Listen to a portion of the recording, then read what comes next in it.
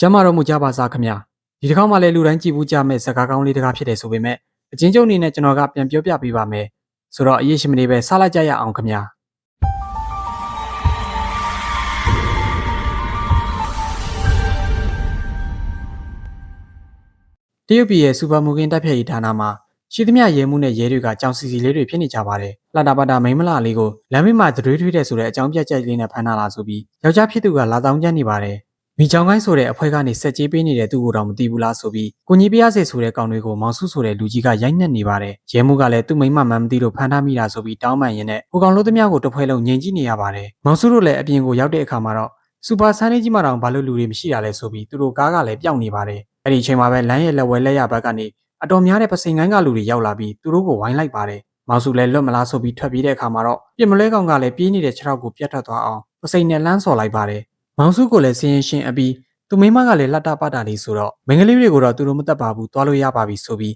အနောက်ကနေချောင်းလုံးပြတနက်နဲ့ကိစ္စတုံးပေးလိုက်ပါတယ်ရဲတွေကလည်းပစိန်ကိုင်းနဲ့လက်ဝါးချင်းရိုက်နေတဲ့အမိုက်ကောက်သမားတွေရဲ့ထုံးစံအတိုင်းရှုပ်ခဲ့တဲ့အမိုက်တွေကိုရှင်းလင်းရင်အကြံအဖန်လုပ်ပေးရပါတယ်မာဂရက်တိုင်းရဲ့စင်ချေပုံးအိမ်ယာတစ်ခုမှာတော့ကိုစီရုံးကန်လှုပ်ရှားနေကြတဲ့လူတစုနေကြပါတယ်အဲ့ဒီမှာတော့အပေါက်ဆိုးတဲ့အိမ်ရှင်မရဲ့အရန်ကိုနာဘူးကြကျင်တဲ့သူ့ယောက်ျားနဲ့စီးပွားရှာနေကြတဲ့ကိုလီထန်းသမားအချုပ်စားနေတဲ့အဖိုးကြီးခေါက်ဆွဲဆိုင်ဖွင့်ထားတဲ့လူလက်ပိုင်းအမျိုးသားနဲ့နည်းနည်းလေးလွတ်နေတဲ့စံသားဆရာကိုလူကျော်တို့ရှိကြပါတယ်ဦးလေးကြီးကတော့ထုံးစံအတိုင်းမိမလလေးတွေနောက်ကနေတကောက်ကောက်နဲ့အီစီကလေးပေါ့နေရာမျိုးသူ့ရဲ့ကောက်ချောင်းတွေကိုပြပြီးနေတဲ့ကိုလူကျော်ကတော့ရေချိုးရင်ပုံမှန်ရေကမလာတော့လို့အရှင်မကြီးနဲ့အပြန်အလှန်ရေကျင်းမှုအလိမ်မှာတွေးဆုံပွဲလုပ်နေပါတယ်အိမ်လာကမပေးနိုင်ကြတဲ့သူတွေကိုရေကအလကားမရဘူးစီပင်ရေလိုဝယ်နိုင်မှတော့ကကြားတော့မယ်ပြောကရေကိုရက်ချင်းနဲ့ပဲပေးတော့မယ်ဆိုပြီးပတ်ဆွာနေပါတယ်အရှင်ဦးလေးကြီးကတော့နှာဘူးကြပြီးလိုက်ချောင်းနေတာကိုမြည်သွားလို့သူ့ရဲ့မဟေတီနဲ့တာယာကြီးနူတစ်တေတူနေကြပါတယ်အတော့ကိုခဏရရှိတဲ့လူဖြစ်လို့အမြင့်ကနေတိုင်ပေထိုးဆင်းချတာတောင်အသက်ပြောက်မသွားပါဘူးနေပူကျတဲ့ဆရာကြီးအထာနဲ့မာဂရက်ရက်ကွက်ကိုရောက်လာတဲ့သူတွေကတော့ကိုစင်းနဲ့ကိုဖုံးပါ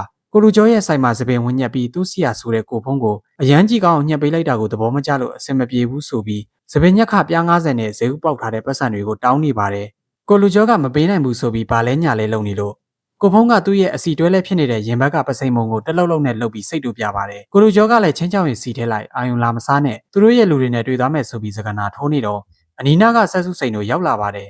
ကိုစင်းကလည်းစူညံမလုံးနဲ့သူ့ဆရာကြီးအိတ်နေတယ်ဆိုပြီးအားချောင်းပြန်ပါတယ်ဆရာကြီးအထာနဲ့ပြောမရရင်လည်းတရားမျှတမှုရှိတယောက်ချင်းစီချမယ်ဆိုပြီးသူနာမည်ထင်တဲ့လူကိုရွေးပြီးခေါ်ချပါတယ်လူလေလုံးကြည့်ပေမဲ့မှန်ချက်နဲ့နန်းထွက်မကိုက်တယ်လို့ပဲသူကြည့်ခံရတော့တာပါပဲရွေးလိုက်တဲ့လူတိုင်းကလည်းသူပဲအထောင်းခံရမယ်ဂိမ်းဆိုင်နေလို့သူနဲ့ရှင်ရမယ်သူမရှိဘူးပဲလို့အားချောင်းနေတော့အရှင်မမကြီးရောက်လာပါတယ်အရှင်မကြီးကလည်းဖက်နှက်ချွတ်ပြီးဘာကိုပစိန်ကိုင်းလဲအားချောင်းခြင်းအောင်ဆိုပြီးလက်တံပြောင်နဲ့ကိုတွေ့ပါတယ်ဟိုကောင်ကလည်းတက်ကူခေါ်လိုက်ပြီးသူ့လူတွေရောက်လာတဲ့အခါတွေ့မယ်ဆိုပြီးရောင်အုပ်ကိုမင်းညီပြီးရောက်ချင်အားရောက်ပြစ်ထည့်လိုက်ပါတယ်အဲ့ဒီချိန်မှာပဲကြက်ကန်းဆန်ကိုတိုးပြီးတကယ်ပစိန်ကိုင်းကဘဲကြီးတွေရောက်ချလာပါတယ်အရှင်မမကြီးကလည်းဆက်စုစိန်တို့ကိုဘာရီရက်ကြည့်နေတာလဲမိုးရွာတော့မှတင်းစီရရှိတာတင်းဆိုပြီးသူလည်းကြက်ပြောင်းငှက်ပြောက်ကိုရှောင်ပြေးသွားပါတော့တယ်ကိုလူကျော်ကလည်းအထာကြပေးတီအကြည့်ဖြစ်နေတော့ပစိန်ကိုင်းဘဲကြီးကတေးကျင်လို့လားဆိုတော့သူမကြောက်ဘူးအေးဆေးပဲလို့မျက်ခွက်ပြောင်လို့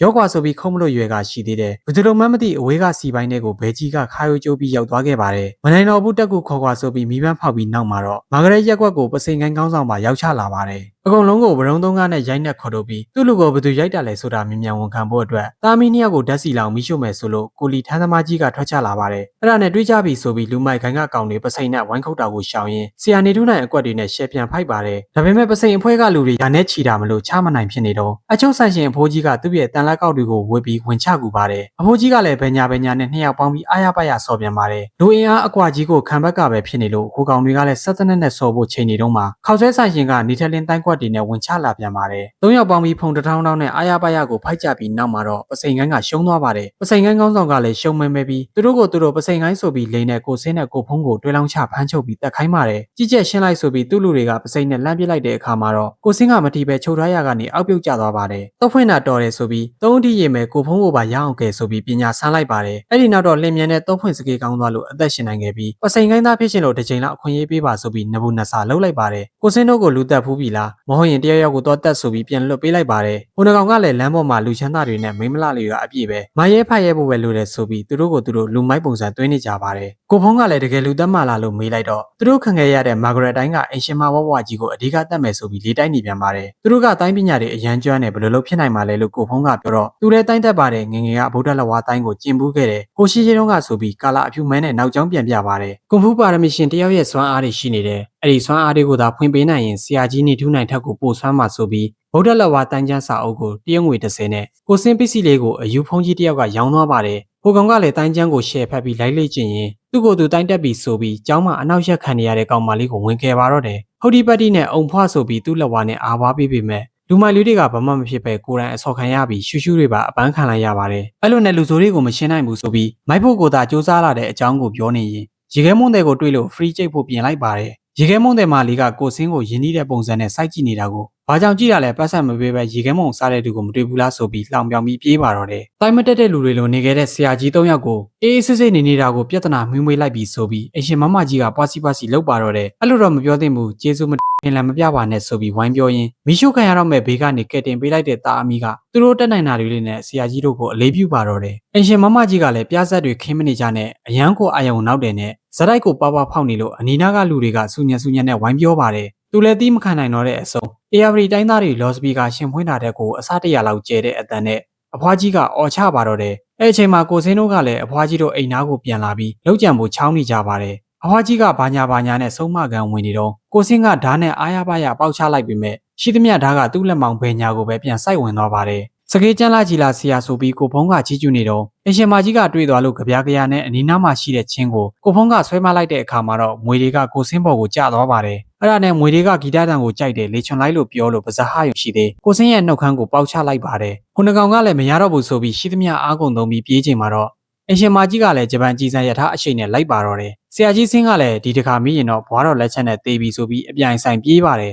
်တနေရာရောက်မှတော့အဖွားကြီးကကြောင်ညာဆိုင်ဘုတ်ကိုတိုက်မိပြီးအတွင်းပစ္စည်းတွေထွက်ကြရင်ကြံနေခဲ့ပါတော့တယ်မြို့လေမိပွားရဲ့ပုံတစ်ခုထဲမှာကိုစင်းကသူခံစားနေရတဲ့ဓာတ်တန်ရနဲ့ငွေကက်ခံရတဲ့ဝေဒနာတွေကိုထိုးကျိတ်ပြီးပောက်ကွဲနေပါတယ်ဝါတုတ်ကိုဖုံးကတော့တငယ်ချင်းဖြစ်သူဘယ်ရောက်ဘယ်ပေါက်နေမှမသိပဲစိတ်ပူပူနဲ့လမ်းပြောင်းနေတော့ကိုစင်းကအကောင်းပကတိတိုင်းပြန်ရောက်ချလာပါတယ်အရှင်ကတော့သူ့အိမ်မှာပစိန်ခိုင်းတဲ့ပြဿနာပို့ရှုံးမှဆိုလို့တိုင်းဆရာကြီး၃ယောက်ကိုအိမ်မှာဆက်ထားတဲ့မထားတဲ့ကိုတရုတ်ဘေးတင်မင်းဆုံးဖြတ်နေပါတယ်ပစိန်ခိုင်းကလည်းသူတို့အဖွားကြီးကိုမနိုင်လို့အစင်းနှစ်ရှိတဲ့ကြီးစားလူသက်သမားမျက်မမြင်ဂီတာသမား၂ယောက်ကိုဈေးကြီးပေးပြီးငှားထားကြပါတယ်။တိုင်းဆရာကြီးတို့ကလည်းကံကြမ္မာအတိုင်းငှားနေတဲ့နေရာကနေထွက်သွားကြဖို့အချင်းချင်းနှုတ်ဆက်ရင်းနောက်ဆုံးအကြိမ်ခွင့်ရေးရတော့တိုင်းကစားကြပါတယ်။ဒီနေ့ပြန်ဆောင်ကြမယ်ဆိုပြီးနှုတ်ဆက်ကြရင်ကုလီထန်းဆရာကြီးကအရင်ထွက်သွားလိုက်ပါတယ်။အဲ့ဒီအချိန်သူ့အနောက်မှာကြီးစားဂီတာသမားကရောက်နေပြီးသူတီးလိုက်တဲ့ဆောင်းတန်ကလမ်းမရှိတဲ့အရာအလုံးကိုအရန်ကိုထက်လွန်းတဲ့ဓာတ်သားတွေပုံစံနဲ့ဖျက်ချလိုက်တဲ့အခါမှာတော့တမလာတဲ့တိုင်းဆရာတရားမခုခံလိုက်ရပါအသက်ပေးလိုက်ရပါတယ်။နောက်တော့တန်လက်ကောက်တိုင်းစီရလည်းအစော်ခံရပြီးသူအဓိကထားပြီးသုံးရတဲ့လက်ကောက်ကလည်းကျိုးပိတ်ကုန်ပါတယ်ဂီတာသမားတွေရဲ့တိုင်းချက်နဲ့လက်ကောက်တိုင်းစီရလည်းခံရတော့မယ့်အချိန်မှာပလန်တွေကိုကင်ပြီးနောက်တစ်ယောက်ပြန်ရောက်လာပါတယ်သူလည်းအကွက်ဆုံထုတ်သုံးပြီးတိုက်ပေမဲ့ဘလို့မှကိုမရှင်းနိုင်ပဲတေလူနီးပါးဖြစ်ကုန်ပါတယ်နောက်ဆုံးတီးကွက်နဲ့တိုင်းစီရနှစ်ယောက်ကိုအပြက်ပြတ်တော့မယ့်အချိန်မှာအင်ရှင်အဖွားကြီးကကြည့်မနေနိုင်တော့လို့သူ့ရဲ့ချင်းသေးဟိန်းတန်နဲ့အော်ချလိုက်ပါတယ်အင်ရှင်ဘဲကြီးကလည်းသူ့ရဲ့ကိုဖော်တိုင်းပညာနဲ့ဝင်ကူပြီးမျက်မမြင်နှကောင်ကိုဝင်ချလို့အနိုင်ရလိုက်ပေမဲ့တိုင်းစီရကြီး၃ယောက်လုံးကတော့အသက်ပေးလိုက်ရပါတယ်ပစိန်ငိုင်းကောင်းဆောင်ကလည်းတော့ဖွင့်ကြမ်းကျင်ပြီးဘာလို့ရမှန်းမသိဖြစ်နေတဲ့ဆရာဆင်းကိုခေါ်ပြီးညရောက်တော့ထောင်ထဲမှာရောက်နေတဲ့အစင်းတစ်တိုင်းဆရာကြီးကိုထောင်ဖောက်ပြီးကဲခိုင်းပါတော့တယ်သူတို့ပြောတဲ့လူကိုအောင်မြင်စွာကဲပြီးနောက်ရက်မှာတော့သူတို့ကဲခဲ့တဲ့လူကယူးကြောင်ကြောင်နဲ့အဖိုးကြီးပုံစံဖြစ်နေလို့တိုင်းဆရာဟုတ်ပါမလားဆိုပြီးစမ်းသက်ကြပါတယ်ပီတီတီနိုင်တဲ့လူကြီးကတော့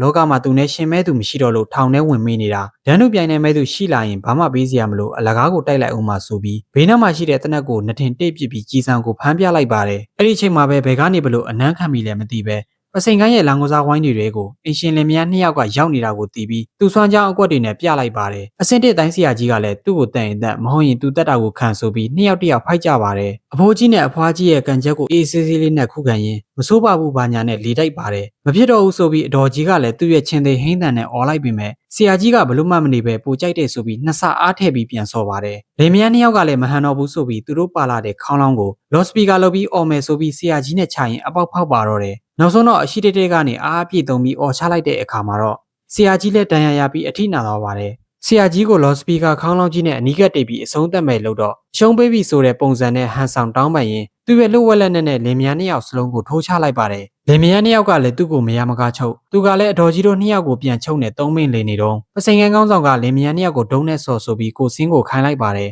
ကိုကောင်ကလည်းကြောင်တောင်နဲ့စိတ်ပေါက်ပြီးအဆင့်တစ်တိုင်းစီယာကြီးကိုရိုက်ချလိုက်တဲ့အခါမှာတော့ဘိုးတော်လည်းဒေါသထွက်သွားပြီးသူ့ကိုထိုးပါတော့တယ်ရှိသမျှအားကုန်သုံးပြီးအရှင်လက်မြေမြုပ်သလိုမြေကြီးတဲ့နင်းဝင်အောင်ကိုထိုးသွင်းလိုက်ပါတယ်လင်မယားနှစ်ယောက်ဘယ်ရောက်သွားလဲရှာရင်အထိုးခံရတဲ့ဆရာဆင်းမှာပျောက်သွားပါတယ်ပစိန်ကန်းကောင်းဆောင်ကလည်းမကြောက်မလန့်ဘယ်ရောက်သွားကုန်လဲဘာလို့လွတ်ပေးလိုက်လဲဆိုပြီးပွားစီလှုပ်လို့ခေါင်းကိုတပတ်လေအောင်ကိုအထိုးခံလိုက်ရပါတယ်လင်မယားနှစ်ယောက်ကလည်းဆရာဆင်းကိုဆိုးဆိုးဝါးဝါအထိုးသိခံရတာတောင်အသက်ရှည်တဲ့တကယ်ကောင်ပဲဆိုပြီးဆရာကိုလူပေးလိုက်ပါတယ်လူမိုက်တိုင်းဆရာကြီးကလည်းသူတို့ရှိတဲ့အိမ်ကိုလိုက်လာကြတော့မှပဲဆရာကြီးဆင်းကလည်းဘလောက်ပဲတန်ရရအပြောက်မြန်တဲ့သူ့ရဲ့ထုံးစံအတိုင်းလူအစ်တယောက်လိုပြန်ဖြစ်နေပါတယ်ဆင်းကလည်းလင်မယားနှစ်ယောက်ကိုဆေးပြန်ကူပေးပြီးလူမိုက်ဆရာကြီးနဲ့ပစိန်လူသားတွေကိုထိတ်တိုက်သွားချပါတယ်လူမိုက်ကြီးကလည်းအသက်ပြင်းလာကြည်လားဆိုပြီးပျော်ပျော်ကြီးနှစ်ယောက်သားရှင်ဖိုက်ကြပါတယ်တိုင်းဆရာကြီးလေဘောချိန်မရအောင်ကိုဆရာကြီးဆင်းကလည်းမနာမနေဆော်ထဲပါတယ်တိုင်းဆရာကြီးနောက်ဆုံးမခံနိုင်တော့တဲ့အချိန်မှာတော့သူ့ရဲ့နောက်ဆုံးတိုက်ကွက်ဖြစ်တဲ့ဖပြုတ်ကြီးပုံစံချိန်လိုက်ပါတယ်ဆရာဆင်းလည်းသူ့ရဲ့ကွမ်းလုံကျောင်းတော်ကဖပြုတ်တိုက်ကွက်နဲ့ပြန်ခံနေရပါတယ်မထူးဘူးဆိုပြီးအမြင့်ကနေမိုးပြန်တိုင်းနဲ့ပြန်ချမယ်လို့လုပ်တော့ဖပြုတ်တိုင်းကြီးနဲ့အတိုက်ခံလိုက်ရလို့